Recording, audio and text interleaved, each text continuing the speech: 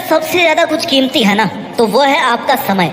और आपके समय को बिना ज्यादा वेस्ट किए आइए शुरू करते हैं जानना उन 3 आदतों के बारे में जो आपको हर दिन गरीब से गरीब बनाती जा रही है। आप चाहे कितने ही पैसे कमा लो, आप चाहे करोड़ रुपए कमा लो, लेकिन अगर ये 3 आदतें आपके अंदर है ना, तो चाहे कितना भी पैसा हो उसके बाद भी आप गरीब बन जाओगे। आज नहीं तो थोड़े दिन के बाद तो अपने आप ही बन जाओगे। इन तीनों आदतों को जितना जल्दी अपनी लाइफ से उखाड़ करके फेंकोगे, उतना ज्यादा आपके लिए इजी होगा अमीर बनना, करोड़पति बनना, पैसा कमाना।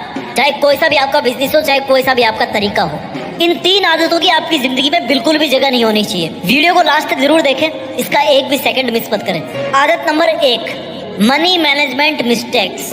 अगर आप अपने पैसों को मैनेज करना नहीं जानते हैं, अगर आपकी आदत नहीं है, आपकी आदत में नहीं है पैसों को मैनेज करना, या आपको मैनेज करना नहीं आता है, तो भाई ये जो आदत है ना, ये आपको बहुत जल्दी गरीब बना देगी। क्यों बना देगी? क्योंकि आपको नहीं पता कि आप जिंदगी क्यों जी रहे हैं, क्योंकि आपको नहीं पता कि आप पैसा क्यों कमा रहे हैं। आपके पास में कोई फाइनेंशियल प्लानिंग नहीं है, जब मर्जी आई वहां पर खर्च कर दिया, जब मर्जी आई उसको दे दिया। कहाँ से पैसा आ रहा है, कहाँ जा रहा है, कोई मतलब नहीं है, कोई मैनेजमेंट नहीं है। बस आपके पास में पड़े हुए हैं लाखों रुपए, करोड़ों रुपए, लेकिन आपको कोई मतलब नहीं है कि पैसा कहाँ से आ रहा है और कहाँ से जा रहा है और कहाँ पे खर्च होना चाहिए। कोई आपकी प्लानिंग नहीं है, कोई मैनेजमेंट नहीं है। जिसको मन किया उधार दे दिया। अपने खर्चों को ट्रैक नहीं कर रहे हो कि पैसा खर्च कहाँ पे हो रहा है। क्या वहां पे पैसा तो खर्च नहीं हो रहा जहाँ पर नहीं होना चाहिए।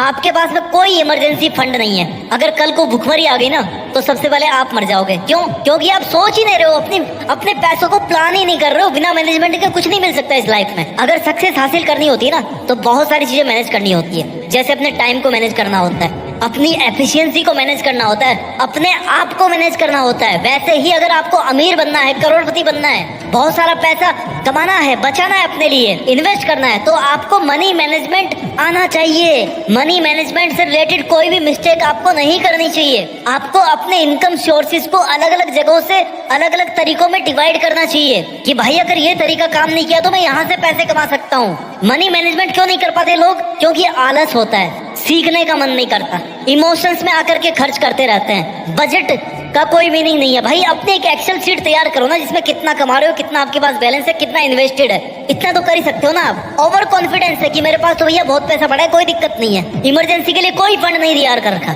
अगर आपको मनी मैनेजमेंट सीखना है तो आपको फाइनेंशियल एजुकेशन लेनी पड़ेगी, अपने खर्चों को ट्रैक करना पड़ेगा, अपने बजट को रेगुलरली आपको रिव्यू करना पड़ेगा कि यहाँ पे इतना खर्च होना चाहिए, इतना ही हो रहा है ना, इससे ज्यादा तो नहीं हो रहा। प्रोफेशनल अगर फाइनेंशियल एडवाइस लेनी है ना, वो आपको लेनी पड़ेगी। क्लियर फाइनेंशियल गोल आपको सेट करना पड़ेगा और आपकी जो प्रोग्रेस हो रही है उसको मॉनिटर करना पड़ेगा कि भाई मैं क्या वहां तक पहुंच पा रहा हूँ जहां तक मेरे को अभी इस टाइम पर इस खर्चे के साथ में होना चाहिए था। अपनी पुरानी फाइनेंशियल मिस्टेक से आपको सीखना पड़ेगा। सीखना ऐसा काम है जो इंसान को कभी नहीं छोड़ना चाहिए और वो कभी छोड़ भी नहीं सकता। और अगर उसने सीखना छोड़ दिया ना, तो फिर उसकी बर्बादी बहुत जल्दी होने वाली है। आपको ये सीखना पड़ेगा कि कैसे एक बुद्धिमान इंसान पैसा कमाता है, कैसे कमाता है। एक बजट को फॉलो करता है, प्रायोरिटाइज करता है अपनी सेविंग्स को और अपने इन्वेस्टमेंट्स को, लोन लेने से बचता है, ब्याज भरने से बचता है। यानी कि आपको अगर अमीर बनना है ना, या कह लो आज आपके पास जितना है उससे आपको गरीब नहीं बनना, तो आपको मनी मैनेजमेंट आना चाहिए। आपको पैसों को मैनेज करने में कोई गलती नहीं करनी चाहिए। दूसरी आदत जो आपको गरीब बना सकती है बहुत जल्दी, वो है ओवर स्पेंडिंग और ऐसे खर्चों में शामिल होना जिनसे आप बच सकते थे।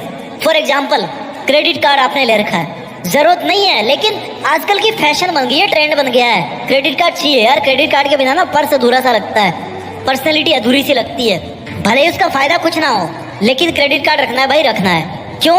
क्योंकि खर्चा करना है, एक्स्ट्रा आमदनी उठनी, खर्चा 1 रुपया, अननेसेसरी लग्जरी आइटम्स परचेज करने हैं। कोई फायदा नहीं है उस चीज को खरीदने का, लेकिन फिर भी खरीदना है। क्यों?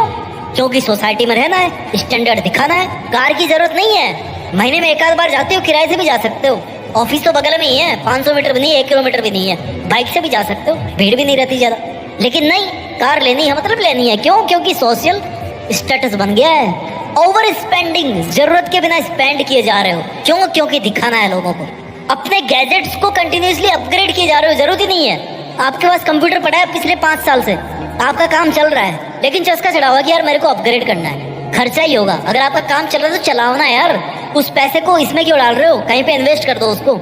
जबरदस्ती ऑनलाइन खाना मंगा रहे हो, खा रहे हो, एक तो स्वास्थ्य डाउन हो रहा है, ऊपर से पैसा खर्च हो रहा है। कम से कम एक चीज तो बचा लो, या तो स्वास्थ्य बचा लो या पैसा बचा लो।